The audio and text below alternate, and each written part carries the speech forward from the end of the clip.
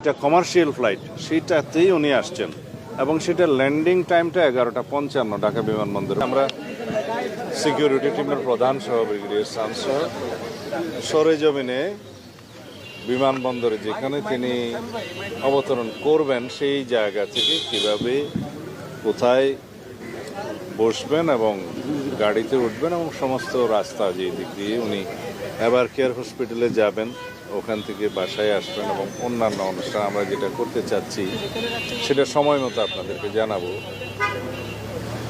সেগুলো সরেজমিনে আমরা একটু পরিদর্শন করে এবং সংশ্লিষ্ট সকল কর্তৃপক্ষের সাথে একটু সমন্বয় করতে গিয়েছিলাম।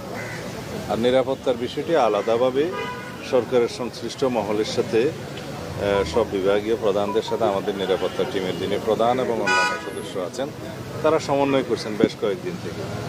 সরকারের পক্ষ থেকে আমরা বেশ সহযোগিতা পাচ্ছি এবং আমরা সারা দেশের আমাদের সমস্ত জেলা পর্যায়ে, উপজেলা পর্যায়ে, ইউনিয়ন পর্যায়ে পর্যন্ত আমাদের সকল সংগঠনের, বিএনপি সহ সকল অঙ্গ সংগঠনের সকল নেতা কর্মীকে আমরা ইনস্ট্রাকশন দিচ্ছি কিভাবে তারা 24 তারিখের রাতের মধ্যে অথবা 25 তারিখের সকালের মধ্যে তারা আমাদের প্রিয় নেতাকে স্বাগত জানাতে ঢাকায় আসবেন।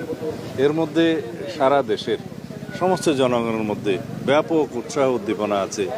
দীর্ঘ 17 বছরের কষ্টের নির্বাসিত জীবন শেষে আমাদের এই দেশের গণতন্ত্রের রক্ষা কবচ, আমাদের আগামী দিনের, আগামীর বাংলাদেশের যিনি নেতৃত্ব দেবেন ইনশাআল্লাহ, তাকে এক নজর দেখার জন্য আমরা গণতন্ত্র অবমুক্ত করতে পেরেছি। ফ্যাসিবাদের বিরুদ্ধে সংগ্রাম করতে করতে এই ফ্যাসিবাদ বিরোধী রাজনৈতিক সংগ্রাম, গণতান্ত্রিক সংগ্রামের সুদীর্ঘ 16-17 বছর তিনি নেতৃত্ব দিয়েছেন আমাদের।